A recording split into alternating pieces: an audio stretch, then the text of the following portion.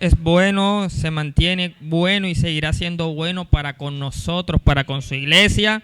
Y es un gozo, mi hermano, estar en este lugar, compartir con ustedes este tiempo de estudio de la palabra del Señor. Y quiero aprovechar al máximo para ello le invito a que me acompañen al Evangelio según San Lucas, capítulo número 14, versículo número 28.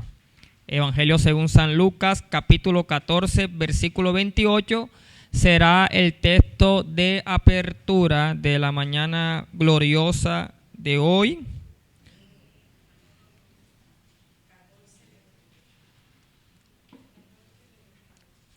Gloria al nombre de Jesús.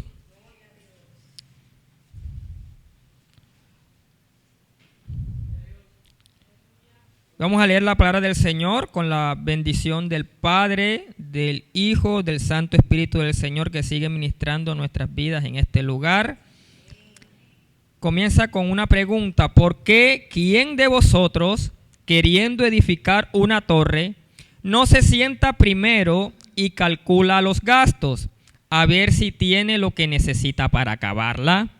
No sea que después que haya puesto el cimiento y no pueda acabarla, todos los que lo vean comiencen a hacer burla de él, diciendo: este hombre comenzó a edificar y no pudo acabar. Versículo 31, ¿o qué rey al marchar a la guerra contra otro rey no se sienta primero y considera si puede hacer frente con 10,000 al que viene contra él con 20,000? Y si no puede, cuando el otro está todavía lejos, le envía una embajada y le pide condiciones de paz. Así pues, cualquiera de vosotros que no renuncia a todo lo que posee, no puede ser mi discípulo. Vamos a encomendar en manos de Dios este tiempo de meditación en su palabra. Padre Celestial, gracias te damos por lo que has hecho en el transcurso de este servicio, Señor. Dios mío, sabemos que, Señor, tú nos ministras de menos a más, Dios, hasta colmarlo todo en nuestro ser, hasta llenarlo todo en nuestras vidas. Por eso, Señor, gracias por permitirnos, Señor, orar, Señor, en comunidad, Señor. Gracias por permitirnos, Dios Todopoderoso, adorarte y alabarte en medio de las alabanzas, Señor. Sentir tu presencia, Señor, y sentir los toques de tu Santo Espíritu. Gracias por esos tiempos que son importantes para nosotros, Señor. Pero hoy queremos abrirnos, Señor, a, Señor, tu palabra, Dios, para que corra y sea glorificada en nuestras vidas, para que nos edifique, para que nos siga limpiando, para que nos siga llenando, Señor. Así que te pedimos que conviertas nuestro corazón en un terreno fértil, para que la semilla de tu palabra caiga, Señor, en buena tierra y pueda producir frutos a futuro, Señor. Que tomes control absoluto de nuestras vidas, Señor, y todo lo que nos rodea, para que hoy nada ni nadie nos impida, Señor, recibir esta palabra con gozo, Señor, y, Señor, poner por obra, Dios Todopoderoso, al salir de este lugar. Te lo pedimos, Señor, en el nombre de tu amado Hijo Jesús. Amén y amén. Bríndale otro fuerte aplauso al Rey de Reyes, al Señor de Señores. Gloria al nombre de Jesús. Dios es bueno, mi hermano, para siempre su misericordia. Mi hermano, mi hermana, hoy vamos a predicar bajo el tema edificando hasta el final. ¿Cómo se llama el mensaje de esta mañana? ¿Hasta cuándo, mi hermano? Hasta el final. Muy importante, ¿verdad? Edificar hasta el final.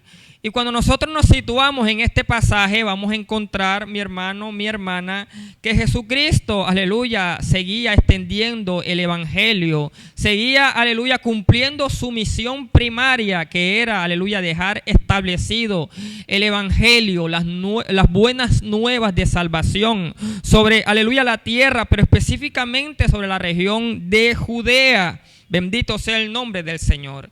Y nosotros al estudiar los evangelios precisamente vemos como un patrón repetitivo. Y es que Jesús en algún momento hacía un milagro, hacía un prodigio, una señal, y de repente grandes multitudes se sumaban a sus seguidores. La gente se agolpaba y venía en pos de Jesús. Sin embargo, Jesús lo que hacía era en ese preciso momento dar un sermón, pero no cualquier sermón, hermano, uno que confrontaba, uno muy fuerte, y todas estas multitudes, aleluya, se sentían señaladas, se sentían de cierta manera, aleluya, juzgadas, y de ese preciso instante dejaban de seguirle. Entonces ya no era la multitud, sino se reducía hasta que quedaban los mismos 12. Bendito sea el nombre del Señor. Más adelante, en otra aldea, otro milagro, otra señal, otro prodigio, y otra multitud venía. Y venía otro sermón, mi hermano, más fuerte que el anterior, y dejaba descrestados a todos aquellos que creían que podían seguir a Jesús con su fuerza, y nuevamente se repetía este patrón. Y ahora lo que encontramos es algo muy similar. Una multitud venía. Jesús había hecho un milagro, y era que había sanado a un hombre hidrópico, una enfermedad que tuvimos la oportunidad de explicarla en Sabana Grande. Bendito sea el nombre del Señor. Y este milagro era un milagro que no tenía precedentes en aquella época. Aleluya. Nadie, aleluya, hubiese podido imaginar que un hombre hidrópico que tenía esta enfermedad casi que incurable podía ser sanado. Jesús lo hizo, y esto sumó gran multitud ante sus seguidores. Pero viene ahora el sermón, mi hermano, lo que cuesta seguir a Cristo. Y esto me pone a pensar mucho, porque una de las misiones, además de establecer el evangelio, era que Jesús tenía que también dejar establecida una iglesia.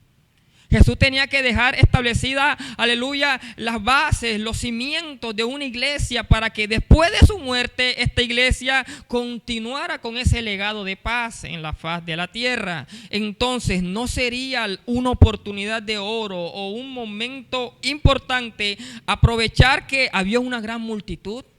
¿No sería mejor que Jesús, en vez de estar predicando tan radical, aleluya, tan confrontativo, mejor hubiese, aleluya, repartido ministerios y hubiese dicho: usted, la fila que se encuentra allí, ustedes son la sociedad de damas, usted que tienen porte y altura, sociedad de ujieres y la sociedad de caballeros, y allí dejar sentadas las bases de una iglesia? Pero no, mi hermano, Jesús filtra a través de la palabra a todos los corazones que se encontraban en aquel lugar, y queda prácticamente solo. Entonces uno se pregunta, ¿qué estaba buscando Jesús?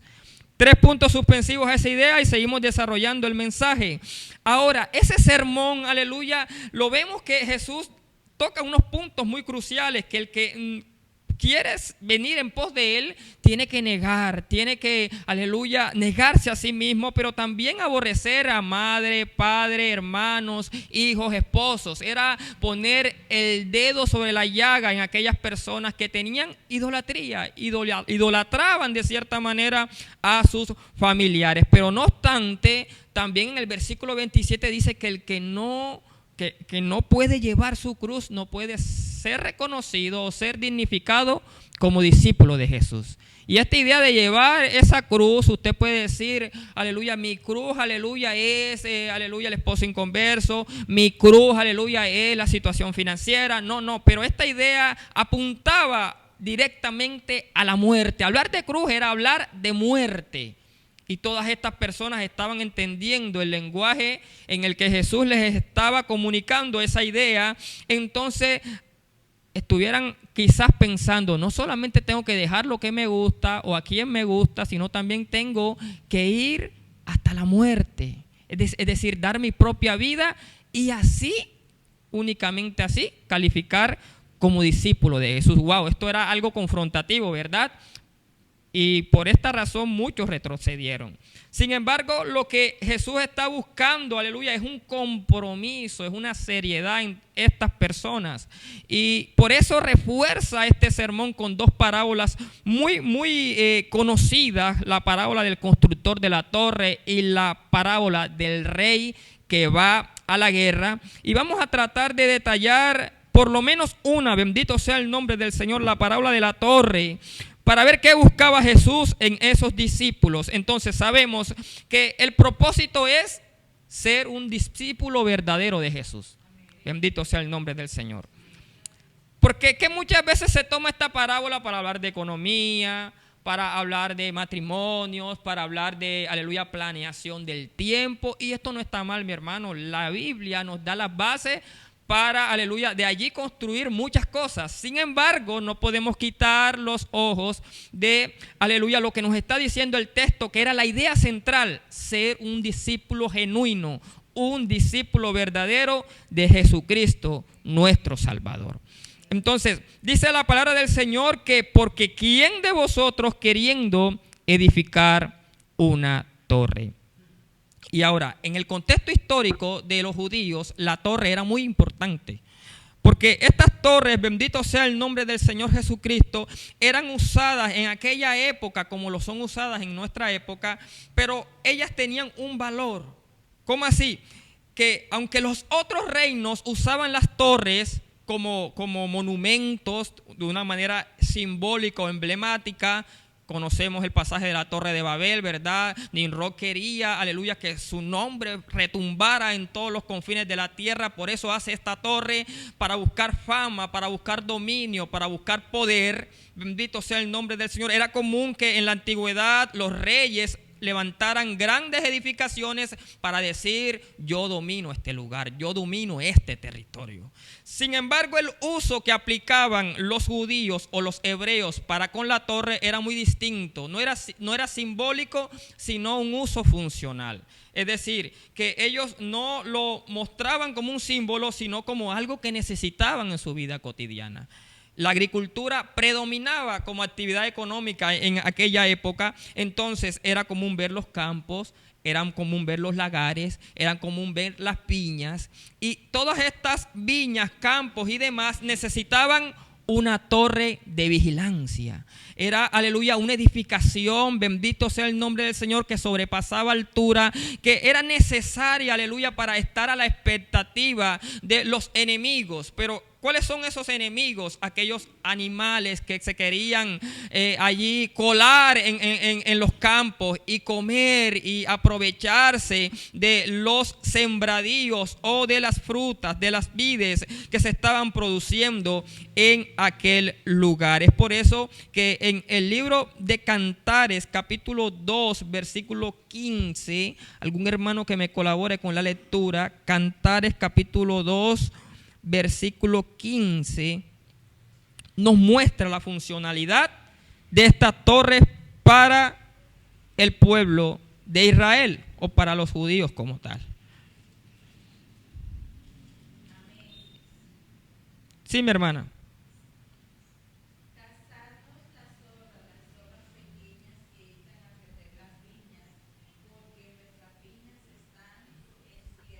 Amén. ¿Qué pasaba, mi hermano, mi hermana? Que era normal que los roedores quisieran infiltrarse y comerse, aleluya, los sembradíos. Sin embargo, cuando el roedor era robusto, era fácil de detectar por el cazador o por el dueño de la viña, y podía ser cazado o expulsado fácilmente. Sin embargo, los pequeños roedores no podían ser divisados fácilmente, y era muy necesaria una torre de vigilancia para que desde la altura poder, aleluya, ser detectados y ser, aleluya, expulsados, y que ese daño que ellos estaban haciendo en lo profundo no fuese alterado o el impacto no fuese mayor. Entonces vemos que esas torres de vigilancia también servían para proteger contra los ladrones que se querían infiltrar, que querían llegar a las viñas, que querían asaltar los campos, que querían de cierta manera, aleluya, infiltrarse y despojar al dueño de la vid de sus bienes que con tanto esfuerzo él había cosechado. En Isaías capítulo 5, versículo 1 a 2, hay un canto que se ha conocido como el canto de la viña, en donde dice que, aleluya, un hombre plantó una viña, bendito sea el nombre del Señor, la cercó, aleluya, la hermoseó de cierta manera, pero la estocada final es que puso una torre en ella. Es decir, que ver una viña con una torre, aleluya, era exclusividad. Había muchas viñas, pero no todas tenían una torre. ¿Y por qué no todas tenían una torre, hermano, hermana? Y es por ello la idea que usa Jesús de hablar de torre. Porque me preguntaba, ¿por qué una parábola del constructor de una torre y no el constructor de una casa o de un granero o de un establo? ¿Por qué precisamente la torre? Allí está. Y es porque la torre o la construcción de la torre conllevaba más esfuerzo que cualquier otra edificación en aquella época. La torre o construir una torre no era cualquier cosa, bendito sea el nombre del Señor, demandaba mayor esfuerzo, mayor dedicación, mayor seriedad, mayor compromiso para la persona que la quería emprender. No era algo de la noche a la mañana. Aleluya, abarcaba mucho tiempo y abarcaba mucho esfuerzo para aquella persona que deseaba, que anhelaba que su viña estuviese custodiada con una torre de vigilancia o una torre, aleluya, central en medio de su campo o en medio de sus cultivos. Y es por ello que podemos ver aquí en este pasaje, aleluya, bendito sea el nombre del Señor, que construir una torre o cualquier edificación a la altura no era fácil. Hoy existen los andamios, hoy existe el trabajo en altura, hoy existen las grúas que, aleluya, toman los materiales y las llevan a grandes alturas, a esas vigas que usted ve y los soldadores que a altura pueden allí hacer ese trabajo y que de una manera tecnificada se puede acabar la obra en determinado lapso de tiempo. Sin embargo, estas personas para trabajar en altura no, aleluya, les resultaba tarea fácil. Juan capítulo 2, versículo 19, encontramos una declaración de Jesús, de identidad de Jesús, que nos deja entrever un poco lo complejo que era este trabajo. Juan capítulo 2, versículo 19 dice, y es capítulo 2, versículo 19. Amén. El siguiente texto dice: dijeron luego los judíos, en 46 años fue edificado este templo, y tú en 3 días lo levantarás. Amén. ¿Cuánto les costó edificarlo? No 1 ni 2, 46 años de trabajo arduo. Imagínese que usted quiere su casa propia. Nadie quiere su casa propia. Amén. Pero que usted termine su casa en 46 años. Wow. Todos los días le hace un arreglito y va, pero 46 años, mi hermano. Imagínese, mucho tiempo, ¿verdad? Terminar esa edificación. Pero no solamente el tiempo, sino la dedicación y la constancia que han tenido que aleluya, poseer esos trabajadores para seguir manteniéndose. Si el que entró de 18 años se pensionó haciendo ese trabajo, aleluya, ahí vemos casi que 2 generaciones allí prácticamente de trabajadores. Unos la iniciaron, otros la terminaron. No era tarea fácil construir en altura en aquel momento, en aquella época. Entonces, cuando analizamos por qué Jesús escoge el construir una torre y lo empalmamos o lo relacionamos con lo que estaba viviendo, lo que estaba pasando en ese contexto, ellos de pronto se animaron. Wow, Jesús, ser discípulo de Jesús, qué bueno es pertenecer al grupo selecto de Jesús. Es que Jesús no nos exige nada, solamente arrepentimiento y creer en Él y escuchar sus sermones. Pero en cambio los fariseos, wow, para nosotros, aleluya, ser discípulos de los fariseos necesitamos comprar una identidad, necesitamos pagar un alto precio, estudiar, aleluya, con un fariseo que nos enseñe la ley de pe a pa. Eso conllevaba tiempo y dinero. Bendito sea el nombre del Señor, ser aceptado. Y ahora después de esto ponerse esas sotanas, ponerse todas estas cosas que ellos usaban, imitarlos en todas las cosas. Ellos tenían una idea errada, de pronto vamos a ser discípulos de Jesús, aleluya, pero es como más o menos como ser discípulos de los fariseos. Porque de pronto aquí nos ahorramos el pagar, Jesús nos acepta y solamente tenemos que vestirnos y hablar como Jesús habla para ser reconocidos sus discípulos. Pero Jesús dice no. La idea de ser mi discípulo es tan alejada, ¿verdad?, de la idea de ser discípulo de los fariseos, como queriendo construir una casa, como queriendo construir una torre. Son tan distintos los conceptos que el constructor enseguida entiende y dice: yo sé que construir una casa es más fácil. el cimiento es menos, la profundidad es mucho menor, aleluya. El esfuerzo y el tiempo de construcción es mucho menor, los costos son menores en comparación a hacerlo una torre. Jesús le estaba diciendo, no se alegren de que, wow, ya hacen parte de las multitudes que quieren ser mis discípulos. Aquí hay más compromiso, más seriedad, más dedicación. Tanto que al fariseo, bendito sea el nombre del Señor, aleluya, el discípulo le duraba hasta que el maestro moría. Pero aquí el discípulo dura aunque el maestro muera. Aquí es más la exigencia y más la demanda. Por eso el concepto tan fuerte. Jesús no quería construir, mi hermano, una iglesia en multitudes, sino en discípulos fieles y genuinos. Pudo construir una iglesia en esa multitud. Había de todo allí, mi hermano. Pudieron salir muchas congregaciones en aquel lugar. Pero Jesús, que conocía los corazones, sabía quiénes eran los que verdaderamente eran fieles y estaban dispuestos a ir a la muerte por la causa del nombre de Jesucristo. Y estos eran los que le servían, bendito sea el nombre del Señor. Y estos son los que le siguen sirviendo aún en nuestro tiempo. Entonces, cuando Jesús empieza a hablar de construir una torre, todas estas personas captan el mensaje, porque además de que ellos estaban familiarizados con ese concepto, también había acontecido un hecho, un suceso. No sé si allá existían los periódicos, creo que no, pero imagínase saliendo la noticia en primera plana, pasó esto, como cuando hay una noticia en Polo Nuevo.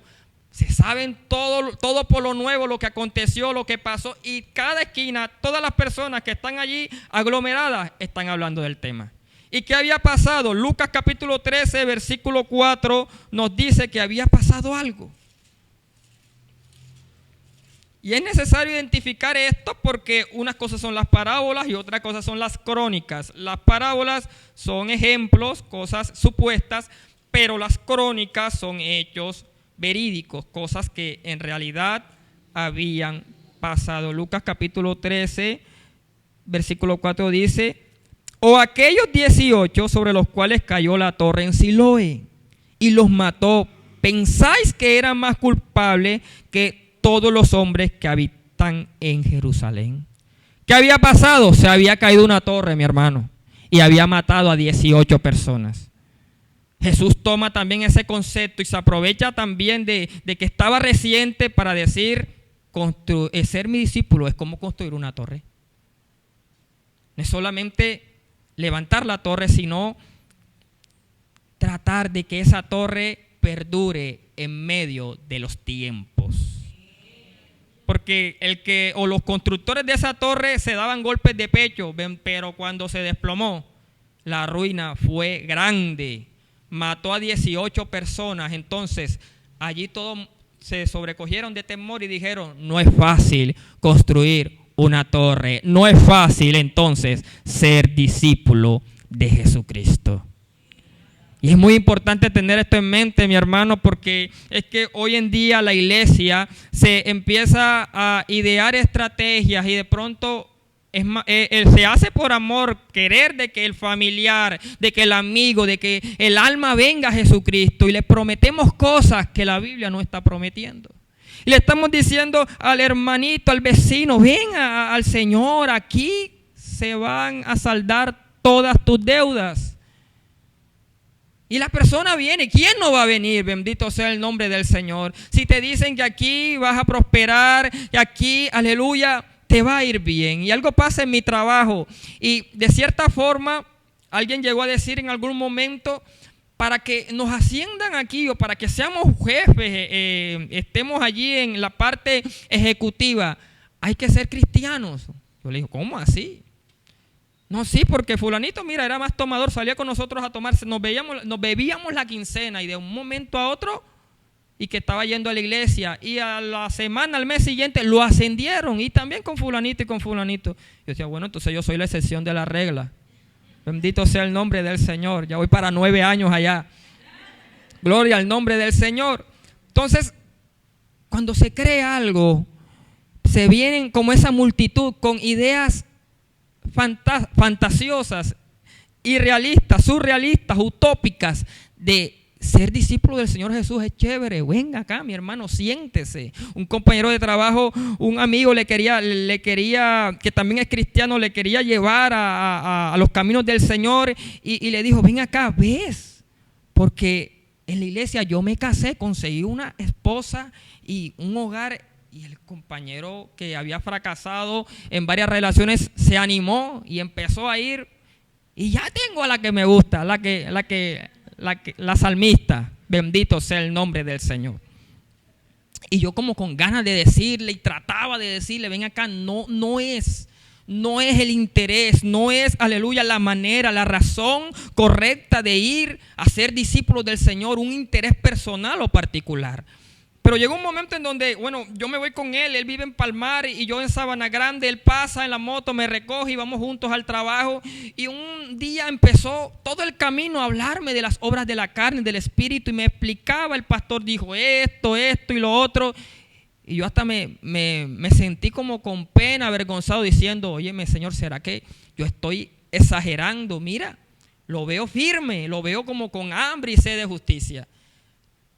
A los 15 días se accidenta en su moto, se parte el pie, se lo fractura, bendito sea el nombre del Señor. Y en medio de ese proceso se olvidó del Señor.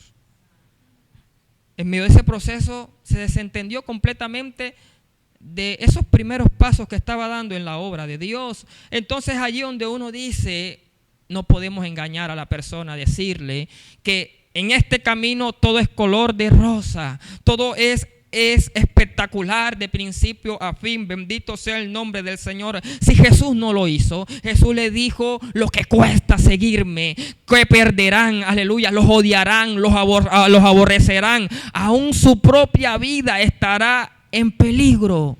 Si quieren seguirme, sabiendo aún eso, pues son bienvenidos a la cúpula de mis discípulos. Gloria al nombre del Señor.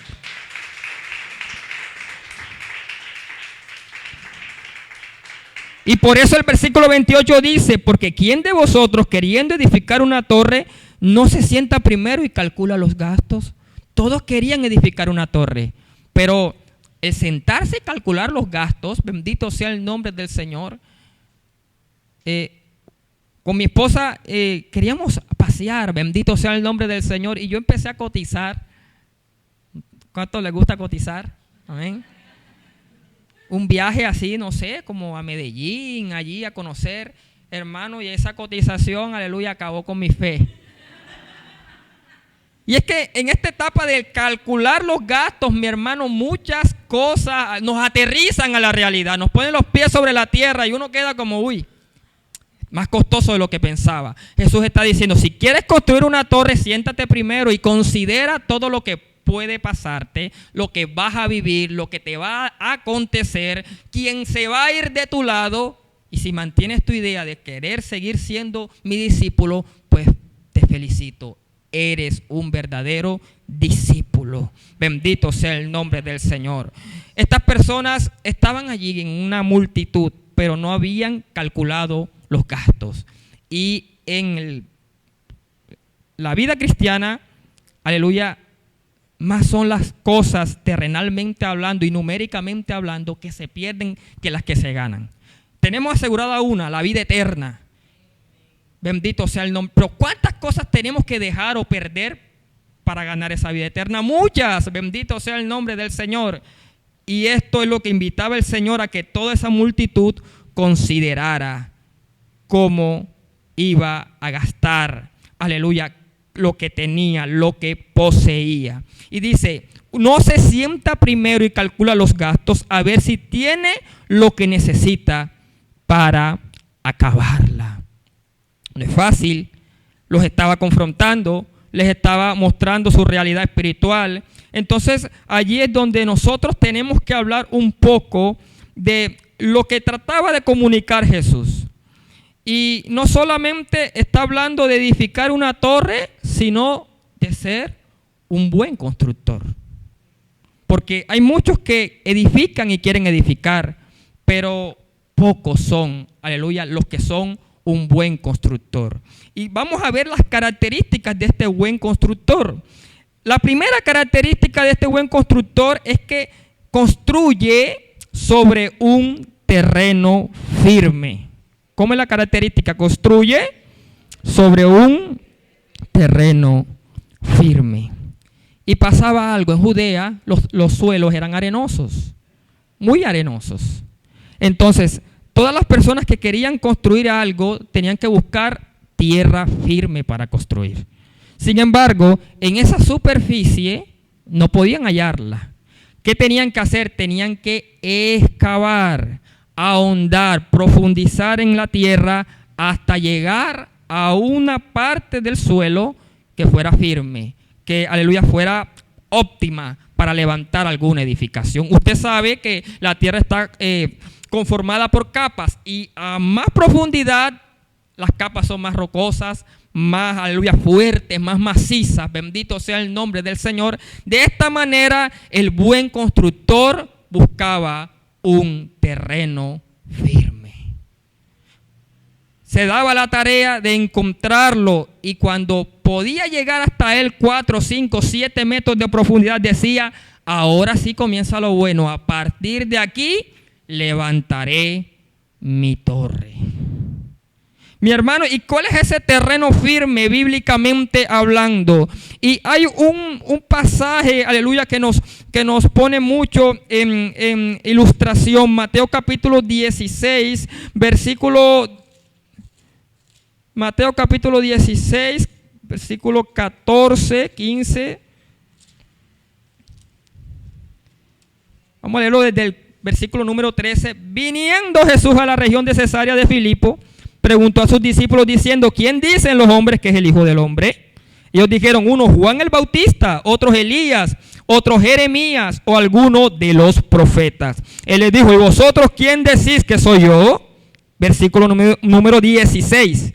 Respondiendo Simón Pedro dijo: tú eres el Cristo, el Hijo del Dios viviente. Entonces le respondió Jesús: bienaventurado eres Simón. ¿Qué pasaba? Bendito sea el nombre del Señor. Había una duda de la identidad de Jesús. Quizás de esa misma multitud uno decía: yo sigo a Jesús porque es como un profeta. Yo sigo a Jesús como porque me parece que es el Elías reencarnado. Yo sigo a Jesús porque, aleluya, parece un fariseo, pero de esos fariseos, aleluya, amigable. Todos tenían su concepto, pero cuando Jesús le devuelve la pregunta a sus discípulos: ¿ustedes qué creen que soy yo? ¿Cuál es mi identidad? Es donde Simón Pedro le dice: tú eres el Cristo, el Hijo del Dios viviente. ¿Y qué le dice en el versículo número 18? Yo también te digo que tú eres Pedro, y sobre esta roca edificaré mi iglesia, y las puertas del Hades no prevalecerán contra ellos. ¿Pero cuál roca? ¿Pedro? No, ¿verdad? Sino la confesión de Pedro. ¿Y cuál fue la confesión de Pedro? Que él era el verdadero Hijo de Dios. ¿Y cuál es ese terreno firme? La verdad. Jesús dijo: yo soy el camino, la verdad y la vida. Si queremos identificar una torre, llámese una vida en obediencia, una vida en intimidad, una vida, aleluya, en comunión con Dios, o la vida cristiana en general, es la torre que todos estamos edificando. Si usted está en este lugar, también está edificando una torre día tras día, su vida en comunión con el Señor. Necesitamos comenzarla desde un terreno firme. Y déjame decirle que si usted no ha comenzado la construcción de esa torre bajo la verdad que Cristo es el Rey de Reyes y el Señor de Señores, está en peligro de que su edificio colapse. ¿Cómo así, mi hermano?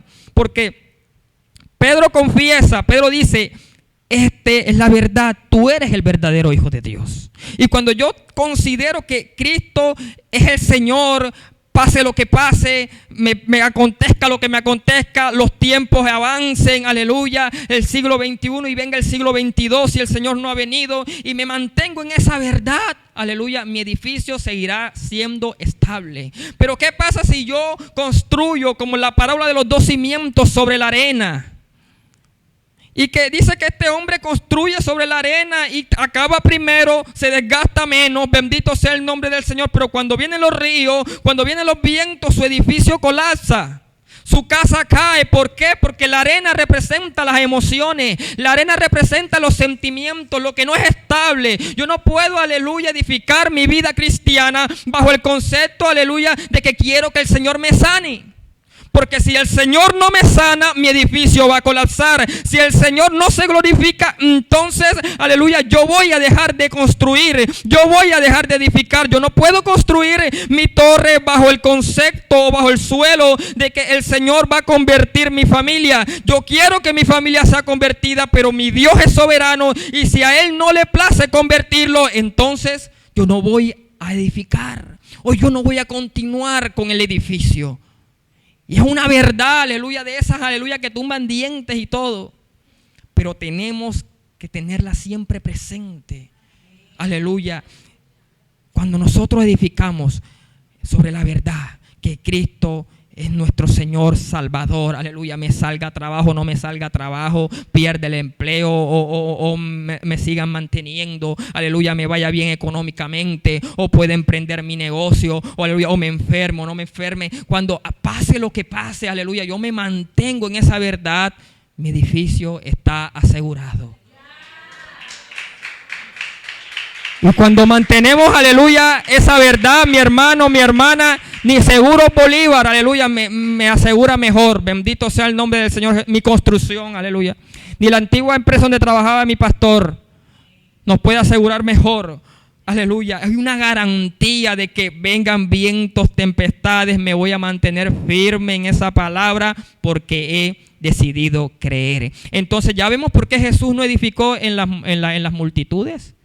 Porque había emoción, habían sentimientos. Hermano, yo he edificado mi torre, aleluya, en el suelo del amor fraternal, del amor de mis hermanos. Y el día que los hermanos amanecen con el Espíritu Santo en la coronilla, y ese día no te saludaron, y ese día Dios permite que hasta hablen de ti o en contra de ti, hasta allá vas a dejar de construir. Hasta allí te va a durar, bendito sea el nombre del Señor, tu torre. Porque estás edificando en un suelo endeble. Y vamos a buscar el suelo firme. Que el único fiel es Jesucristo, mi hermano. Nosotros le exigimos fidelidad a los hombres. Aleluya, y sabemos que todos fallamos. Y el que nos da la fidelidad sin exigírsela, hermano, no le correspondemos muchas veces. Jesús ha sido fiel y ha permanecido fiel para con nosotros.